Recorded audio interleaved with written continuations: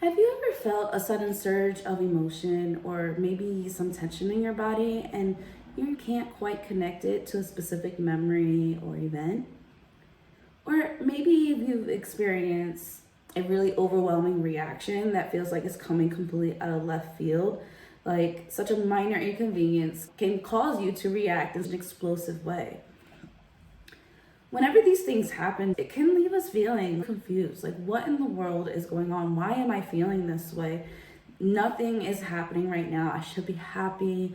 Everything in my life is going well. So, what is going on?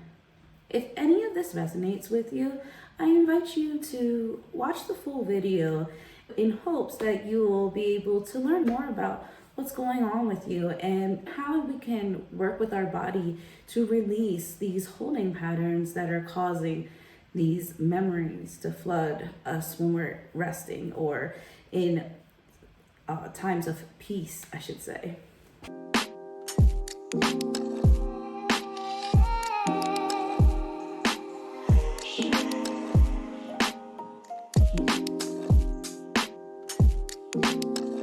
Hello, and welcome to Inner Alchemy Alcove. My name is Lauren Rose, and I'm your inner work guide here on this channel. In today's video, we're going to be exploring the fascinating science behind how trauma is stored and why it often manifests as physical sensations, emotional reactions, and even flashbacks without any clear conscious memory. By the end of this video, my hope is that you will gain insights into why trauma often feels like a ghost lurking within our bodies and why it seems to haunt us in our times of what I call peace, when we should be happy and grateful for everything that's going on. We will be talking about body-based practices to help us gently release and process these deeply held memories and experiences. In the future, I plan on diving deeper into each of the modalities mentioned within this specific video.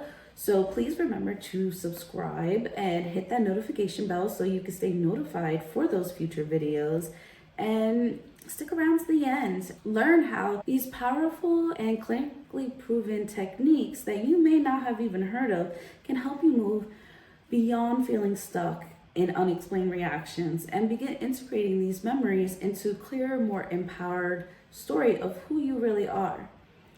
So whenever you're ready, let's dive in. To help you better understand how we experience and process memories, let's break down the two key types. Explicit memory. This is the type of memory we're most familiar with. It's conscious and very deliberate.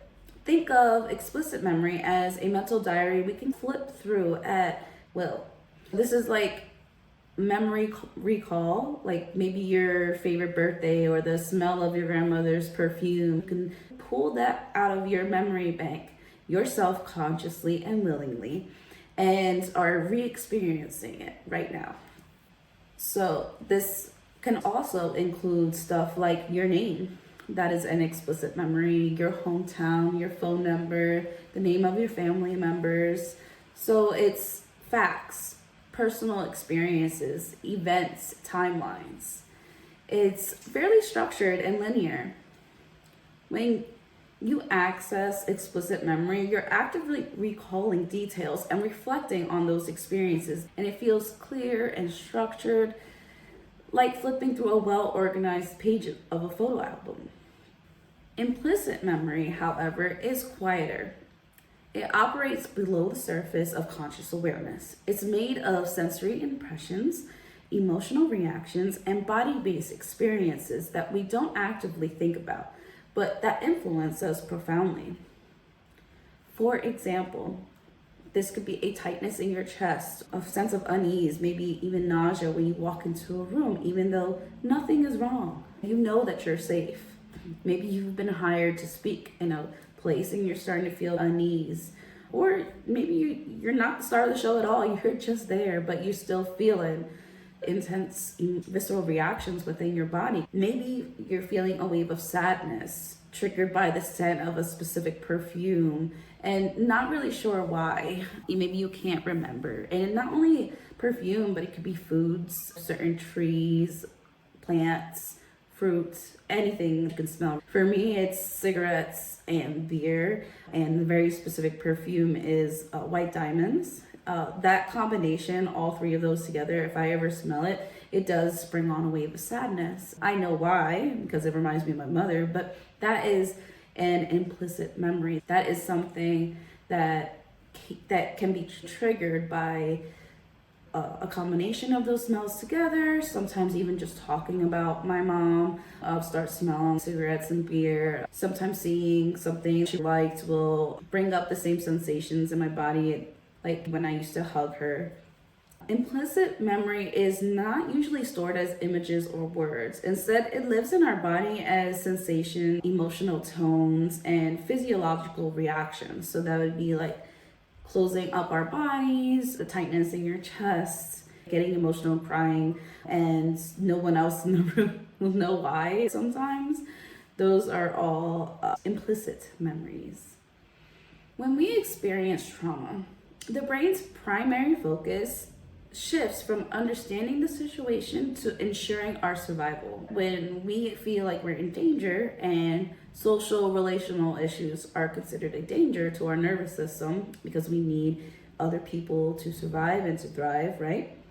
So when we're shifting from a place of understanding the situation to survival, making sure that you feel safe, right? And sometimes for people who don't know healthier ways of doing that, it can look like manipulation, lying, cheating, behaviors that we don't like. So when we intensely start focusing on survival, it disrupts our brain's ability to process and organize the event into clear, explicit memories. The experience often becomes fragmented and stored as implicit memories, felt through bodily sensations, emotions, and automatic reactions. There is no time to take a breath or a pause.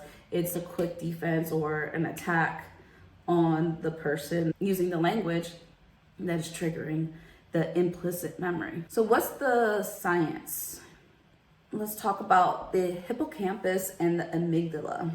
Under normal circumstances, the hippocampus acts as the brain's memory organizer.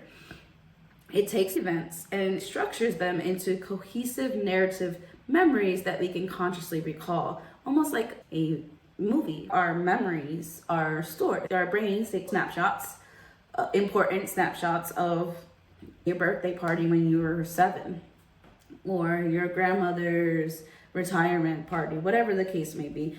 It will take little snaps of the events of that day and it'll organize them into a memory bank, and you will be able to play it back in a fairly structured sequence. Well, when trauma happens, the amygdala, the brain's threat detection center, takes charge. Its job is to keep us alive by activating our fight, flight, freeze, or fawn response. And when the amygdala is in overdrive, it signals to the body to stay on high alert, overriding our hippocampus. This prevents the event from being processed as a coherent story, like one continuous storyline, and leaves it stored in fragmented pieces of raw sensations, emotions, and body-based experiences. Understanding the body's freeze response is the best way to describe this. So when we freeze, a lot of the times we can't remember we literally leave our body and our mind. Sometimes we're watching from far away. Sometimes we go somewhere else, depending on what it is. I know a lot of sexual assault victims will not be, it's like as if they weren't in the room. Even the perpetrator will say the person didn't say no, they didn't say yes, they didn't say anything, they were just there, but they were conscious and awake. That person has left the building and they might not remember anything that has to do with that sexual assault until something triggers that memory. A lot of the times it's smell, because that's a very sensory experience. When we're checked out and we can't see what's happening, we can hear, smell, and feel. But For me, it's mainly smell and sounds, music and stuff like that. Sensations too. So having too much pressure on my chest is a really big trigger for me because I was held down and a lot of excess weight on my chest. And the smell of certain colognes and aftershave will create a visceral response within me because it is bringing up a implicit memory. We want to imagine your brain as like a well-organized library, and in everyday situation, memories are like the books carefully cataloged on the shelves in an orderly way. You can easily go to a computer and look up to see if they have your book, exactly where it is, right? Well, during trauma, the librarian is overwhelmed. It is collecting too much data from what's going on because it is collecting data from all the senses to make sense of what's happening. It's feeling overwhelmed because that's what trauma is. This is overwhelmed to the nervous system, right? So instead of filing these memories properly, they're kind of scattering pages all across the library in different sounds, smells, emotions, physical sensations, and they get jumbled and disconnected. And it makes it really difficult to retrieve the full story later on. Some survivors of certain assaults or even some emotional traumas will not have much memory of details. They will say they know that maybe they were locked in a room or there was a bed and they believe that they were sexually assaulted, or they are pretty sure that they were starved or beaten, but they can't recall perfect memories. And it's because it's all jumbled up in there. There's so many different things that the mind and body were trying to process that it's everywhere. It's scattered. This is why trauma memories often surface as flashbacks, sensations, or intense emotional reactions triggered by what to an outside person or even to ourselves seems completely unrelated. People who don't remember their early childhood traumas, it's very confusing for them in the future as adults because they just know that maybe every fall they get really angry and aggravated, or they know at nighttime they get terrified and they have to have all the lights on, but they can't recall why. I knew that I had all the symptoms and behaviors of someone who was sexually assaulted as a child, but I never put two and two together until I got older and was asked about it. It came up when we were talking about family issues, and it was brought up that all of the women in our family had been sexually assaulted by a specific person in my family. Up until that point, I had never thought about it, but I'm telling you, as soon as they said that, so many memories started flooding into my mind for days afterwards. That's all I saw whenever I closed my eyes. Little instances of the sexual assault. Never the actual assault, but like me remembering coming out of the bathroom with this person at my grandmother's house, my grandmother being really angry and yelling at him in Spanish for touching me. I couldn't remember. I do remember seeing his privates, and I remember him zipping them up because him hearing her coming, but I don't remember the actual assaults happening. Even now, thank goodness, I don't actually remember that. I remember the aftermath. I remember being sore down there sometimes. I remember having infections when I was really young and not understanding what was going on, like scabs and stuff down there. I never told anybody because I didn't remember anything weird happening. So when someone mentioned the fact that I possibly could have been, I started piecing all those little memories that I did have and all those sensations that I did have, and the smell of Polo Ralph Lauren and how it used to have such a visceral reaction in me, and Brute aftershave and how that makes me want to throw up. Those are all the smells of the man who assaulted me when I was very, very young. This is all before I was 6 years old. After 6 years old, I never was alone with this man again, thank goodness. Up until then, nobody knows how young, but everybody just assumed I knew. It was rough. So I understand if you're someone who has these weird reactions to certain things and you just have no idea why. I get that, especially finding out later on. I saw this person as such a good person and grieved their death so much. I always felt very close to this person, and now to go back to those memories, are they good memories? Can I trust myself to have good judgment of character if I can still visit those memories and find joy and love there, knowing that this person assaulted me? So many different things coming in. I totally get how it is. Maybe it's not even to that extreme. Maybe it's just the abuse.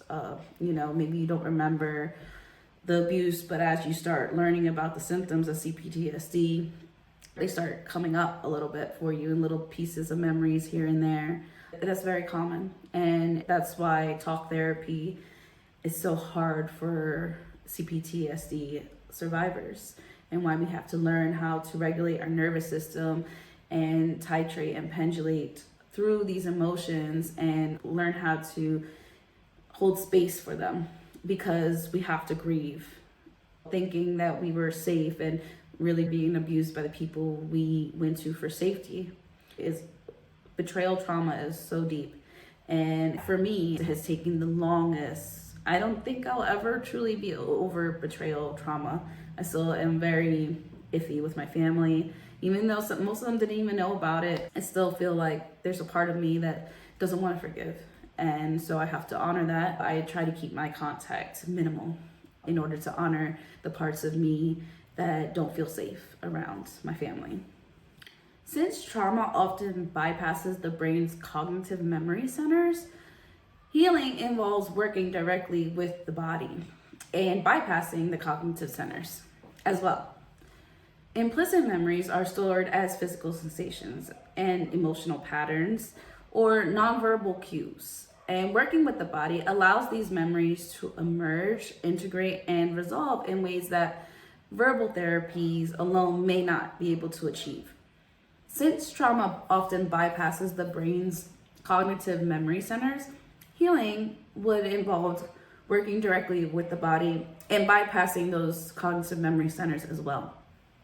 Implicit memories are stored as physical sensations, emotional patterns, or nonverbal cues. So working with the body allows these memories to slowly emerge, integrate, and resolve in ways that verbal therapies alone may not ever be able to achieve. I want to go over a few modalities that have worked for me. In future videos, we will be going over these in depth, but for today, I would like to briefly go over them so that if you hear one that interests you, you can either do your own research or you can subscribe and hit the notification bell and wait for me to make the video on it. The first method that trauma survivors are usually start with are body scans. They are simple but profound practices that help us to build somatic awareness. A lot of trauma survivors become disconnected from our bodies because we are trying to escape the overwhelming sensations that are coming up for us, or literally because we were assaulted. So that has become our go-to stress adaptation. Whenever we experience stress, we disconnect from our bodies and we end up swirling around in our heads. Hello, anxiety. Body scans are an important first step for helping us to reconnect with our body and release tension that we might not even realize that we have because we're so caught up in our heads, to learn how to relax. At least for me, I'm not a person that can just meditate. I can't just close my eyes and focus on my breath. I could do it for maybe the first 10 breaths. After that, my mind starts wandering again. So for me, body scan meditations are a great way to kind of turn off my problem solving, I need to fix everything part of my brain, and helps me to focus on my actual body, the part that I'm trying to connect with. And it also then will help me to then exercise afterwards because I'll be a little bit more connected to my body and less in my head. My physical workouts and stretches, Pilates, in yoga are more effective because I have that mind-body connection as I do those exercises later. Body scan is one of my favorite tools. Really simple, easy thing you can do 10 minutes a day. I do it in the afternoons before I pick up my kids to get me out of my head and into the moment so I can focus on them. And then I do it at nighttime to try to get myself into rest mode. Body scans, what they do is promote interoception, which is the body awareness, the ability to sense our internal states. And we do this by gently observing physical sensations without judgment. This helps us retrain the nervous system to associate awareness with safety rather than threat. A big one for some of us. It's weird how that works. How it's like it's almost, I guess it's the same thing as when you get cut, like you maybe don't feel it and then you see it and then all of a sudden you're like, it hurts so bad. I feel like that is very common for trauma survivors too. It's like once we start becoming aware of our body, we start becoming aware of how tense and sick we feel, and it sucks. Sometimes that people can get caught up in that too. So it's important that we try not to judge ourselves and try to connect dots when we're doing body scans, like, oh, this must be because I'm eating bad, or don't do that. Try not to do that, just notice it. The body scan that I have on the channel, which I'll have linked up above, I don't exactly know which side, but that one I believe is just a still one. I want to make another one that's a little bit longer that will help you move through that tension and give you some guided movements to move through that, because that'll help us to not judge ourselves. So I feel a little tension here, but I know what I can do about it. I can roll my neck a little bit this way. I could stretch this. I could do this. And it helps us to not start adding stories to the sensations, but to just gently unwind them and let them ease. For trauma survivors, it's essential that we move at our own pace. Don't rush yourself. There is no set time limit for when you should be able to sit through an entire body scan meditation or an entire 5-minute, 10-minute meditation or any kind of healing milestone that you may see out on the internet. Those don't apply to everybody. They apply to the person that is speaking on them, and seldomly many more people than that. Please keep that in mind, that we're looking to build our tolerance and that we can't rush it. If we rush it, we risk re-traumatizing our nervous system in a new way. That's the last thing we want to do, because then we become resistant to change and growth. It's best to go slower than try to pack in hours of meditation or body work or whatever modality we speak of here. We're going to do it slowly and in increments and practice with each of them. Feel free to let go of whatever you feel isn't working for you. You know, some people have, say, the EMDR or parts work, whatever, you know, you have to do these things to heal. And in my experience, that has, and not just my personal experience, but speaking to other people as well, all of our traumas and experiences and conditioning are so different. So our healing is going to be so different. What works for one person may not work for another person. Everybody's time frames are differently, so it's important not to compare. TRE, which is tension and trauma release exercises, is my absolute favorite. This requires me to release stored trauma and tension within my body without having to go through a memory recall in any way. So a lot of the times when I'm doing hard yoga poses, or especially yin yoga, holding a position for long periods of time, that's when the stories start coming up in my head and I start seeing my trauma come up really bad. Well, with TRE, let's say I'm already overwhelmed. I got a lot of stress going on. For me personally, not too long ago, my dog was hit by a car maliciously. It was intentional, and that really messed with us. Shock trauma for us, especially for my partner who physically saw it happening and almost got hit by the car as well. For something like that, we just need to release the stored up tension and stress in our body. TRE or trauma release exercises are perfect for that. And eventually I will create a video to help you walk through the process. I would like to practice a little bit more on my own to get to a point that I can activate a lot faster. I feel like it takes my nervous system forever to feel safe enough to start unwinding. I think my mind is overthinking it sometimes too. It's something that you have to get used to and let unfold naturally. It's very similar to what people would describe a Kundalini release would be. It helps activate the body's natural reset mechanism, restoring balance to our nervous system, similar to how animals would shake off their trauma and tension. And that's pretty much kind of what happens. We are leveraging what they call the neurogenic tremors, which is involuntary muscle shakes. It almost looks like you're having a seizure, but you're not. And as you're going through it, it's weird. You're like completely conscious and calm. If you know what's going on, you're calm. But your body is kind of convulsing and it's like unwinding almost. As you go through it, you'll feel it. It'll like wave your spine. And if you have any tension, you'll feel it unwinding those things. Whenever you go to an energy healer, that is actually what they're activating within you, or not like they're doing all these hand movements and everything like that. They're not actually controlling the tremors that are going through your body. They have no control over it at all. They probably just intuitively know where it's going because they're following the ripples. So they're moving their hands with it to try to, honestly, in my opinion, it helps the facilitator more than the person going through the tremors because they're just going through it. They're usually not even paying attention. Usually their eyes are closed. I think when you see energy healers doing all the hand motions and moving the energy through your system, it's mainly to help them stay present in the moment and not getting triggered themselves, and also helps them to hold space for you.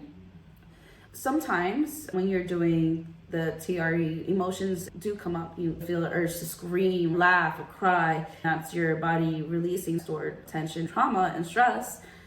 And so the facilitator is there. Then it can track where the ripples are going through your body.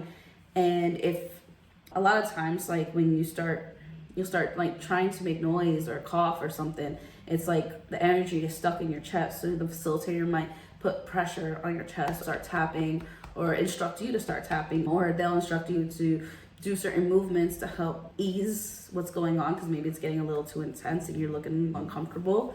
They're facilitating the process of the energy moving through your system, and applying outside pressure helps to move it through. So that's what's going on there. Like I'm telling you, after you do one of those sessions, you will sleep like a baby. You will feel like you're on cloud 9. It feels so good. It's something that I do at least once a month, but I'm trying to get it to be once a week because the last 3 years have been really stressful. And I know I have not given myself enough time to process what has happened and all the moving and life changes. So I think right now is a good time for me to really release it and allow my body to get deep into the different layers and do it once a week. And then later on, I could back up to once a month again. TRE has been shown to reduce symptoms of PTSD, anxiety, and depression while improving emotional regulation. It fosters vagal tone, which supports a more resilient nervous system and enhances the body's ability to return to a state of calm after stress, which is super cool. Now, let's briefly discuss somatic tracking. It involves shifting your relationship with physical sensations from fear or avoidance to curiosity and observation. So people who tend to get really overwhelmed with their physical sensations, this is really good for them. And people who suffer from chronic pain, this is pain reprocessing therapy, essentially. So chronic pain often persists because the brain has learned to interpret certain sensations as threatening. By practicing somatic tracking, you retrain your brain to interpret these signals differently, which can decrease the intensity of the pain and break the cycle of fear. Neuroaffective touch. Neuroaffective touch combines the therapeutic touch with principles from attachment theory and neuroscience to help us reconnect with our bodies in a safe and healing way. Applying pressure to certain parts of your body, hand over heart, other hand on your belly to help you breathe deeper. These little things help us bring awareness to certain parts of our body. When we become so disconnected, sometimes we can't consciously feel where different parts are. If I touch here, then all of a sudden now I can feel the sensations in my chest cavity because I have brought another area of awareness to it, not just cognitively. I'm stuck in my head. It can be hard to program myself to focus on this chest cavity, but if I put my hand there, that helps. Using different textures as well. Neuroaffective touch is also really great for co-regulation, learning how to hold somebody, space by holding somebody, can help us release patterns of habitual holding and store tension, and can help us to open up to feeling safe around other people if done in safe environments with a therapist or your partner, someone that you trust and have a relationship with. This is really good for getting people out of panic attacks in particular as well. Neuroaffective touch is essentially Reiki. If you've ever heard of Reiki energy healing, learning how to perform that on yourself, it helps us to ease areas of holding and tension and bring awareness to those areas by gently touching these areas, or even self-massage can help us to bring safety into our body and develop a safe attachment, secure attachment with our own bodies. Believe it or not, especially if you've been made fun of or have a lot of shame around your body image, we can unconsciously create a really toxic relationship. So by doing lymphatic massage, self-massage, heart and belly holds, helps us to reestablish this loving and nurturing connection with our bodies. Weighted blankets are also a good way to help with grounding. If someone's really freaking out, giving them a big bear hug helps them calm down. It's because the same thing as a weighted blanket. Compression helps to ground and relax their nervous system. Touch is one of the earliest forms of regulation and connection for human beings. So neuroaffective touch helps to reestablish this foundational sense of safety, particularly for those who've experienced early relational trauma. It restores a felt sense of being at home in your body. Self-care is a really good one too.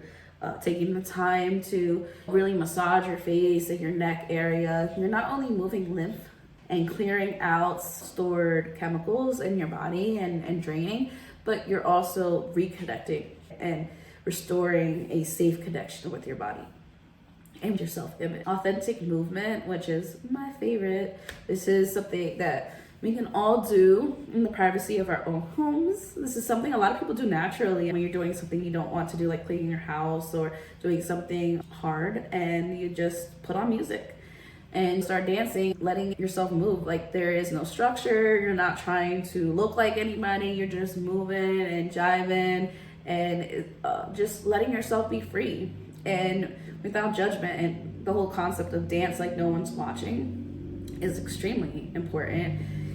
And just allowing your inner sensation and impulses to move you instead of structured choreography helps us to process implicit memories, emotions, or stored trauma. There's a whole field of science that talks about this and goes into it, and I share a lot of articles about this because this is absolutely fascinating to me, because it's true. It's like sometimes there are no words to explain what's going on, right? So art or movement is the only way to express what is happening, and that's why I'm moving, you know what I mean? It's helping to express words that I can't find, or even the words that I can't find, but it still adds a little extra to my words. Just being extra expressive helps. It helps to release that energy from our system.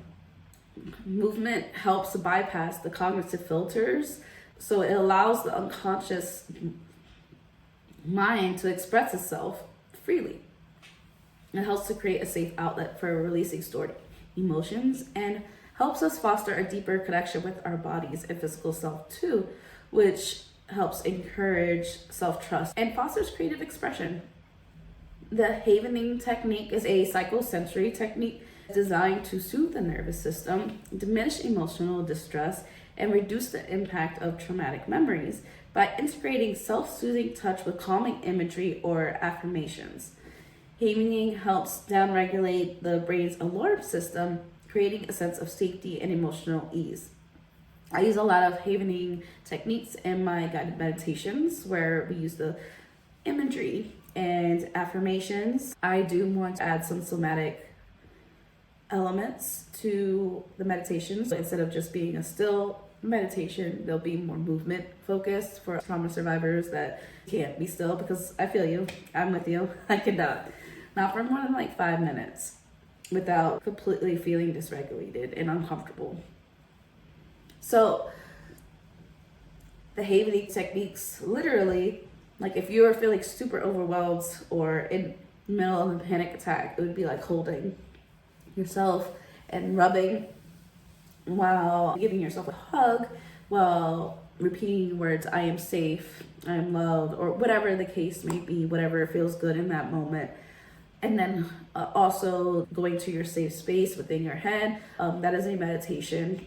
I could do those. I could do visual meditations fairly well, letting my mind wander and go into these stories that are being told. That's why in my meditations, I have you walking to a specific area, whether it be a clearing in the woods or beside a lake or the ocean, and then repeating some affirmations and incorporating deep breathing. These different elements help to foster relaxation by reducing activity in our amygdala, the brain's fear center, and promotes delta brain waves, which are associated with calmness and healing. This practice is especially helpful for reducing the emotional charge of traumatic memories and fosters a sense of security within the body. This is common when you learn how to create meditations. This is common information that's shared to meditation teachers. Just wanted to throw that out there so you don't think I'm special. I mean, I'm special in my own way, right? We all are. Polyvagal informed breathing techniques are another one.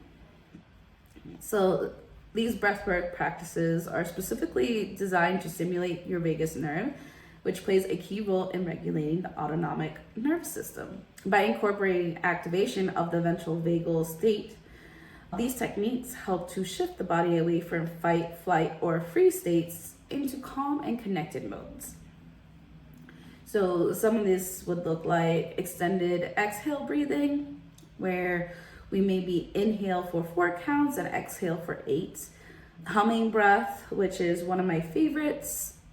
It's same thing like with yoga, where we're humming a sound that helps to actually stimulate our vagus nerve and helps to calm us down. So if you've ever been to a yoga practice where they do kriyas or chanting, and afterwards you feel really calm and relaxed, or kind of like you're floating, that's why. It's because you've entered into your rest and digest phase. If you're usually in a hyper aroused state, it will feel drastically different. And it's really good. These different breathing techniques are effective because, like I said, they help us to improve vagal tone, helping our nervous system to learn how to regulate itself naturally, and help us to reduce the hyperarousal. So like some of us who get stuck in these states, these little breath work things help us to exit those states. So when my kids come home from school innocent and haven't done anything to me all day, I know that I have these tools like a body scan and some breath work that help me get out of any kind of hyperarousal and be in a state of calm and presence for them. You ever go to a meeting at work that got really intense? Excusing yourself and going to the bathroom and doing these breathing techniques can help you not have situations that you regret later, right? While trauma often manifests as implicit memory stored within our bodies as sensations, triggers, and emotional flashbacks, it's important to remember that healing is within reach. By using body-based practices, we can reconnect with our bodies, releasing all that stored pent-up energy and emotions that have been trapped for so long. These practices give us the tools to reclaim our sense of safety and autonomy, allowing us to rebuild trust in our own bodies and rewrite our stories with clarity, strength, and empowerment. Healing is not about erasing the past, but about transforming our relationship to it. When we listen to what is stored within us, both the wisdom and the pain, we can create new narratives that align with who we are becoming rather than staying stuck in who we once were. Releasing trauma from the body offers not just relief, but a deeper, more integrated sense of self. Thank you for joining me today into the science of trauma and memory. I hope you learned something new. Remember, trauma is not a life sentence, although it may feel like it sometimes. Recovery is not only possible, it is inevitable when we begin to honor what's stored within us and embrace the process of integration instead of resisting it. If this video resonated with you, or if you know someone who could benefit from this information, I do invite you to like, subscribe, and share this video. Together, we can continue learning, healing, and growing. Thank you so much for having me today. I hope you have a blessed day.